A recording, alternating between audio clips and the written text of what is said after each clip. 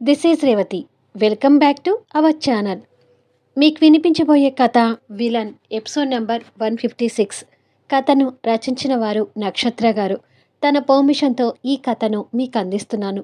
ఇక కథలోకి వెళ్దాము.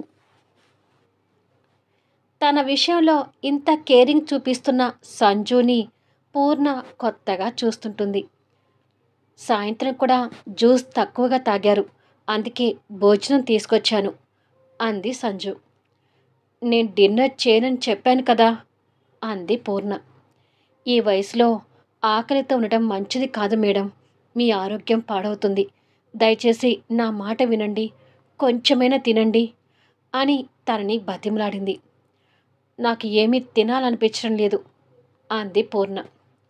సంజు చేతిలో ఉన్న ప్లేట్ పక్కకు పెట్టి చంపల మీద ఉన్న తన కన్నీళ్ళు తుడుస్తూ, మీరు మనసు నిండా బాధలో ఉన్నారు, అందుకే భోజనం మీద మీరు ఇంట్రెస్ట్ చూపించడం లేదు. కానీ మేడం, సమస్యలు ఉంటే భోజనం తినకుండా ఉన్నంత మాత్రాన ఆ సమస్యలు తీరుతాయా చెప్పండి? మనకు ఎన్ని బాధలు ఉన్నా అది భోజనం మీద చూపించకూడదు. ప్లీజ్ నా మాట వినండి అంటూ ప్లేట్ అందుకొని తన చేతిలో పెట్టింది. సంజు అంతగా బతిమలాడుతుంటే తన మాటను కాదనలేక భోజనం ప్లేట్ అందుకుంది. అది చూసి సంజు కొంచెం సంతోషపడుతుంటే పూర్ణ భోజనం కలిపి తినబోతూ సంజుని తన మనసుకు తెలియకుండానే ఆరాధనగా చూస్తూ, నువ్వు భోజనం చేశావా అని అడిగింది.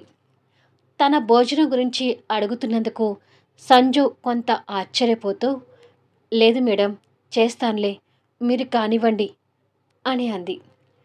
యశ్వంత్, ఆదిత్య భోజనం చేస్తుంటారు కదా, నువ్వు కూడా వెళ్ళి తిను అని అంది అనునయంగా. నేను తర్వాత తింటానులే మేడం, ముందు మీరు కానివ్వండి అని చెప్పి అక్కడున్న వాటర్ బాటిల్ నుంచి గ్లాసులో వాటర్ పోస్తుంటుంది. పూర్ణ మనసులో బాధ ఉన్నా నిదానంగా ముద్ద మీద ముద్ద పెట్టుకుంటూ భోజనం చేస్తుంటుంది. అలా భోజనం చేస్తుండగా తనకి పొలమారుతుంటే అయ్యో అంటూ పూర్ణ తల సర్దుతూ తనకు నీళ్ళందించింది. పూర్ణ ఆ నీళ్లు తాగినంతసేపు సంజు తన తలను సర్దుతూనే ఉంది. సంజు మనస్తత్వం ఏంటో పూర్ణకి నిదానంగా అర్థమవుతుంటుంది. పూర్ణ నీళ్లు తాగి గ్లాస్ పక్కకు పెట్టి మళ్ళీ భోజనం చేస్తుంటుంది. ఇంకా చాలు అని మధ్యలో పూర్ణ అంటున్నా కూడా ఇంకొంచెం తినండి అంటూ సంజు బతిమలాడుతూ తను మొత్తం తినేలా చేసింది. పూర్ణ ప్లేట్లోని చేయి కడుక్కుంటే ఆ ప్లేట్ పక్కకు పెట్టి, ఇక పడుకోండి మేడం అని అంది. సరే అని చెప్పి పూర్ణ పడుకుంటే సంజు తనకి బ్లాంకెట్ కప్పి, ఏమీ ఆలోచించకుండా నిద్రపోండి అని చెప్పి ఎంగిలి ప్లేట్ తీసుకుని వెళ్తున్న తన వైపే పూర్ణ ఆరాధన భావంతో చూస్తూ ఉండిపోయింది. సంజు ఎంగిలి ప్లేట్తో అక్కడికి వచ్చేసరికి యశ్వంత్, ఆదిత్య ముందు ఉన్న ప్లేట్స్లలో భోజనం ఇంకా అంతే ఉంటుంది. అంటే ఇంకా ఎవరు తినడం స్టార్ట్ చేయలేదు. అదేంటి, మీరిద్దరు ఇంకా భోజనం తినడం మొదలుపెట్టలేదు అని అంటూ ఎంగిలి ప్లేట్ని మాలతీకి అందించింది. ఆవిడ భోజనం చేసినట్టే కదా అని అడిగాడు యశ్వంత్ తల్లిని ఉద్దేశించి. బతిమలాడితే కానీ తినలేదు అంది సంజు. అంతకు ముందు వరకు తల్లి ఎక్కడ భోజనం చేయకుండా ఉంటుందేమో అని యశ్వంత్ కంగారు పడుతున్నాడు.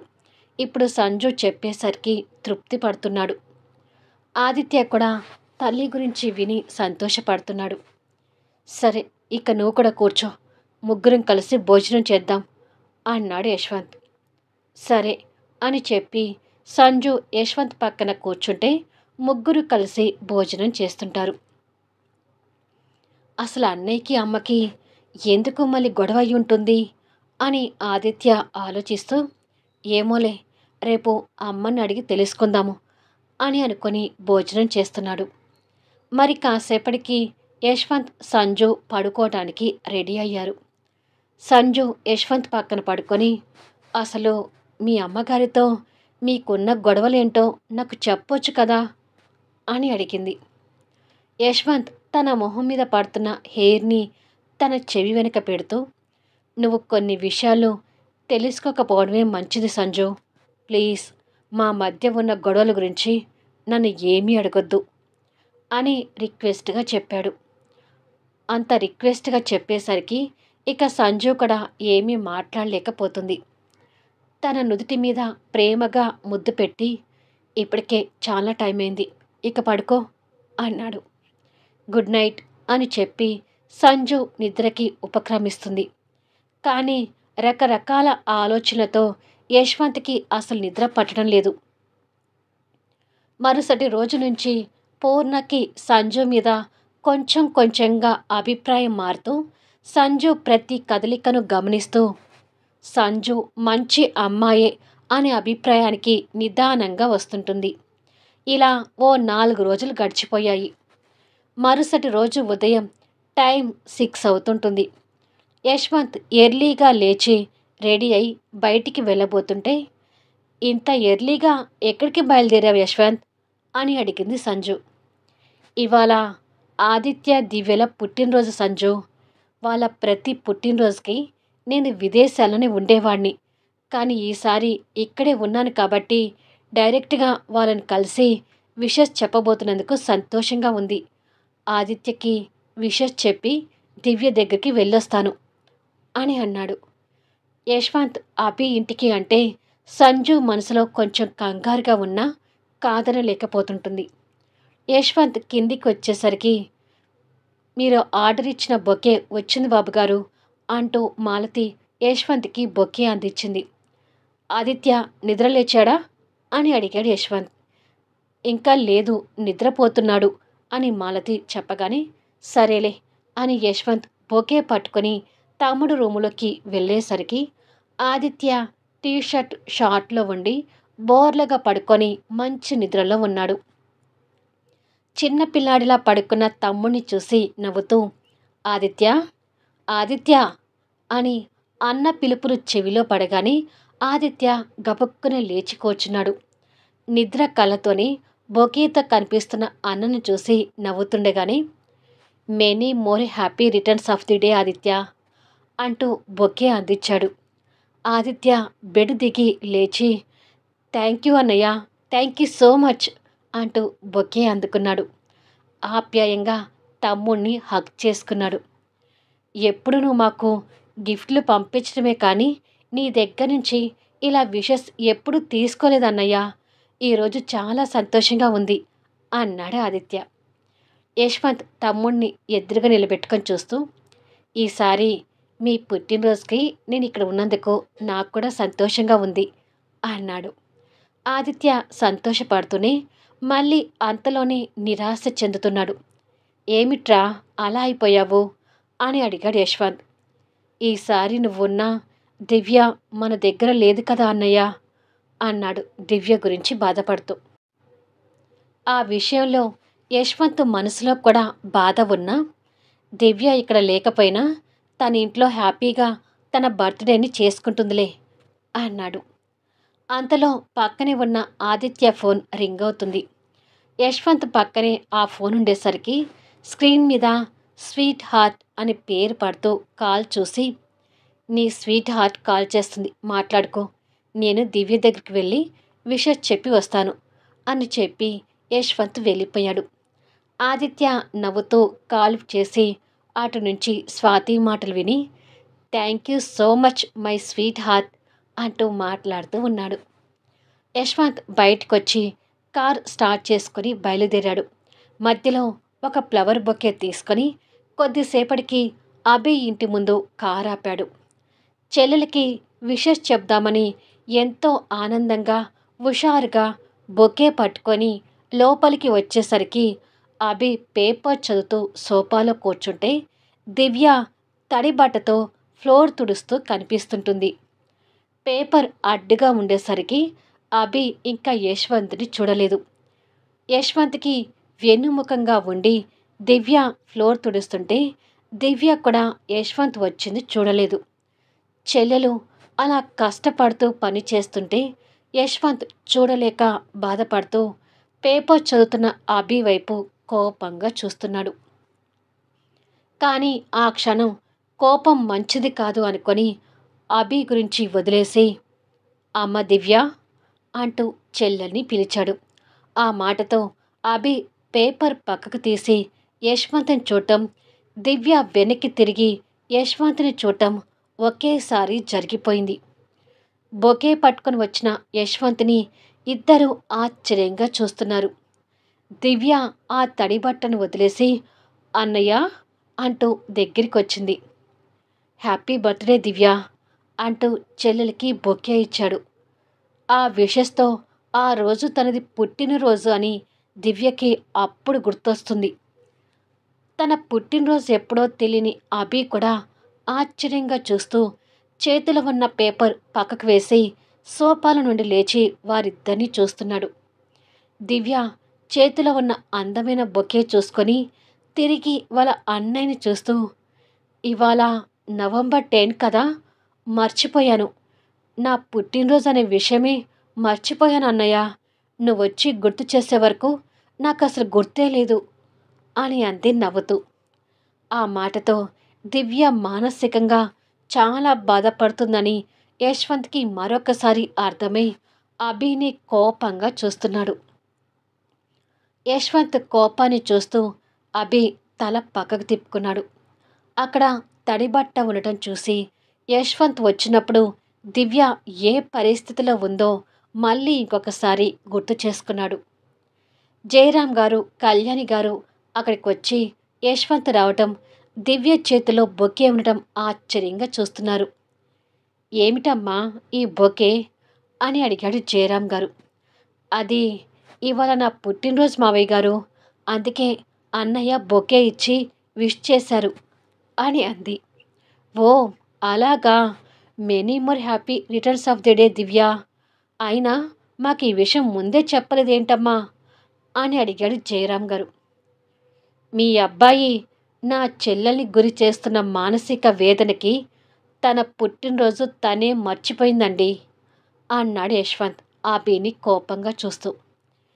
యశ్వంత్ ఏదన్నా ఆ క్షణం అభి ఏమీ మాట్లాడకుండా మౌనంగా ఉన్నాడు. కళ్యాణి కూడా ఆ క్షణం కోడలి మీద ఎలాంటి స్వార్థం చూపించకుండా, పుట్టినరోజు శుభాకాంక్షలు దివ్య అని అంది. థ్యాంక్ యూ ఆంటీ అంది దివ్య. ఇదేంటో ఈ పిల్ల ఆయన్నేమో మావయ్య గారు అని తీయగా పిలుస్తుంది, నన్ను మాత్రం ఆంటీ అని గరంగరంగా అంటుంది అని అనుకుంది కళ్యాణి గారు. అభి ఇవాళ దివ్య పుట్టినరోజు కాబట్టి తనని గుడికి తీసుకువెళ్ళు అన్నాడు రాజారాం గారు కొడుకుని చూస్తూ. అభి ఏమంటాడోనని యశ్వంత్ చూస్తుంటే, సరే నానా అని అభి తొందరగానే ఒప్పుకున్నాడు. లేదు మావయ్య గారు, నాకు ఏ గుడికి వెళ్ళాలని లేదు, నేను వెళ్ళను అంది దివ్య. తప్పమ్మా, అలా అనకూడదు అన్నాడు జయరాం గారు. ఈ పెళ్లి జరిగిన దగ్గర నుంచి నిజంగానే నాకు దేవుడి మీద నమ్మకం పోయింది మావయ్య గారు అని అంది బాధపడుతూ. మనము బాధలో ఉన్నప్పుడు ఒక్కొక్కసారి దేవుణ్ణి ఆ బాధని తీర్చమని కోరుకుంటాము, ఇంకొకసారి దేవుణ్ణి తిట్టుకుంటాం. ఇప్పుడు నువ్వు ఆ రెండోదే చేస్తున్నావు. కానీ మనుషులు చేసే తప్పుల్ని దేవుడి మీద రుద్దకూడదమ్మా. రేపు ఆ భగవంతుడే నీకు మంచి చేయొచ్చు. ఆ నమ్మకంతో గుడికి వెళ్ళిరా అన్నాడు జయరాం గారు. అవును దివ్య, ప్రతి పుట్టినరోజుకి గుడికి వెళ్తావు కదా, అలాగే ఈరోజు కూడా వెళ్ళిరా. పెద్దల మాటని కాదనొద్దు అన్నాడు యశ్వంత్. ఒకసారి నీ మాటని కాదని పెద్ద తప్పే చేశానన్నయ్య. సరే మీరు చెప్తున్నారు కదా, వెళ్తానులే అంది దివ్య. చెల్లెల మాటకి కొంచెం సంతోషపడుతూ తనని దగ్గరకు తీసుకొని తన నుదుటిన అభిమానంగా ముద్దు పెట్టి, వెళ్ళొస్తా తల్లి అని చెల్లెలు తల నిమురుతూ చెప్పి, చెల్లెల గురించి బాధపడుతూనే అభిని కోపంగా చూస్తూ అక్కడి నుండి వెళ్ళిపోయాడు. వెళ్తున్న యశ్వంత్ని చూస్తూ దివ్య కంటతడి పెడుతుంటే, వెళ్ళి త్వరగా రెడీ అవ్వు, గుడికి తీసుకెళ్తాను అని చెప్పి అభి అక్కడి నుండి వెళ్ళిపోయాడు. దివ్య కంటతడి పెట్టడం జయరాం గారు చూసి, కంటతడి పెట్టనని మీ అన్నయ్యకే మాట ఇచ్చి మళ్ళీ అలా కంటతడి పెడుతున్నావేంటమ్మా అన్నాడు జయరాం గారు. అన్నయ్యని చూడగానే నా కన్నీళ్ళు ఆగలేదు మావయ్య గారు అంది కన్నీళ్ళు తుడుచుకుంటూ. పుట్టినరోజు నాడు ఇలా కంటి తడి పెట్టకూడదు. వెళ్ళి దైవ దర్శనం చేసుకొనిరా అని కళ్యాణి కాస్త సీరియస్గానే చెప్పి అక్కడి నుండి వెళ్ళిపోయింది. రూమ్లోకి వచ్చిన అభి చాలా చిరాగ్గా ఉన్నాడు. తెలియని అసహనం, కోపం, బాధ అభిని చుట్టుముడుతున్నాయి. ఆ ఆలోచనతోనే టవల్ తీసుకొని వాష్రూంలోకి వెళ్ళాడు. యశ్వంత్ ఇంటికి వచ్చేసరికి పూర్ణ, ఆదిత్య కూర్చొని దివ్య పుట్టినరోజు గురించే మాట్లాడుకుంటున్నారు. అన్నయ్య, దివ్య దగ్గరికి వెళ్ళావు కదా, తను ఎలా ఉంది? పుట్టినరోజు సెలబ్రేషన్ చేసుకుంటుందా? ప్రతి పుట్టినరోజుకి తన ఫ్రెండ్స్కి తను గ్రాండ్గా పార్టీ ఇస్తుంది. అలా ఇవాళ కూడా తను పార్టీ ఇస్తుందా అని అడిగాడు ఆదిత్య క్యూరియాసిటీతో. తమ్ముడు అలా అడుగుతుంటే యశ్వంత్కి ఏం సమాధానం చెప్పాలో తెలియడం లేదు. సంచన అక్కడికొచ్చి, ఈసారి పార్టీ తనెందుకు ఇస్తుంది? కొత్తగా పెళ్ళైంది కాబట్టి తన భర్తగా అభి గ్రాండ్ పార్టీ ఇస్తాడు అని అంది. అది నిజమే కావచ్చు అనే అభిప్రాయంతో పూర్ణ, ఆదిత్య ఉంటే యశ్వంత్ మాత్రం తన మాటలకి కొంత కంగారు పడుతూ, అక్కడ అలాంటి సీన్ ఏమీ లేదు సంజు. అనవసరంగా వీళ్ళలో ఆశలు నింపకు అని మనసులో అనుకున్నాడు. యశ్వంత్ అలా అనుకుంటూ ఉండగానే పూర్ణ గారి ఫోన్కి అభి దగ్గర నుంచి కాల్ వస్తుంటుంది. ఇక్కడ అభి స్నానం చేసి గుడికి వెళ్ళటానికి రెడీ అయి దివ్య రెడీ కావటానికి ఇంకా టైం ఉండేసరికి వాళ్ళ అత్తగారికి ఆ కాల్ చేస్తున్నాడు. అభి నాకు ఫోన్ చేస్తున్నాడేంటి అని అంది పూర్ణ ఆ కాల్ చూస్తూ. అది విని యశ్వంత్, ఆదిత్య ఆశ్చర్యపోతుంటే, ఎందుకు కాల్ చేస్తున్నాడో ఏంటో, ఒకసారి లిఫ్ట్ చేయండి మేడం, పొడుగూత పంతాలతో ఉండటం మంచిది కాదు కదా అని సంజు రిక్వెస్ట్గా చెప్పింది. సంజు మాట విని పూర్ణ కాల్ లిఫ్ట్ చేసి హలో అని అంది. నమస్కారం అత్తయ్య గారు అన్నాడు అభి మర్యాదపూర్వకంగానే. నమస్కారం అంది పూర్ణ. ఇవాళ దివ్య పుట్టినరోజు కదా, సాయంత్రం స్వాగత్ గార్డెన్లో గ్రాండ్గా పార్టీ అరేంజ్ చేయబోతున్నాను, మీరందరూ తప్పకుండా రావాలి అని ఆహ్వానించాడు. పూర్ణకి ఏం సమాధానం చెప్పాలో తెలియకపోతుంటే, మీరందరూ వస్తే పుట్టినరోజు నాడు దివ్య హ్యాపీగా ఉంటుంది, సో మీరందరూ తప్పకుండా రావాలి, మీకోసం ఎదురు చూస్తూ ఉంటాము అని చెప్పి ఫోన్ పెట్టేశాడు. ఏమన్నాడమ్మా అన్నాడు ఆదిత్య. దివ్య పుట్టినరోజుకి అభి పార్టీ ఇస్తున్నాడంట, రమ్మని ఇన్వైట్ చేశాడు అని పూర్ణ అంటూ ఉండగానే యశ్వంత్ ఫోన్కి అభి దగ్గర నుంచి కాల్ వస్తుంటుంది.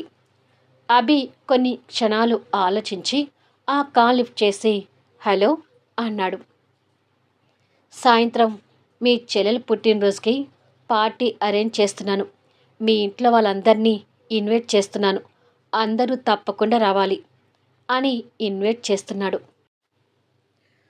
ఆ పుట్టినరోజు పార్టీలో ఎవరెవరు వస్తారు, ఏం జరుగుతుంది అనేది నెక్స్ట్ వీడియోలో చూద్దాం. కథ నచ్చితే దయచేసి లైక్ చేయండి, కామెంట్ షేర్ చేయండి, సబ్స్క్రైబ్ చేసుకుని ఛానల్ షేర్ చేస్తూ సపోర్ట్ చేయండి. Thanks for listening.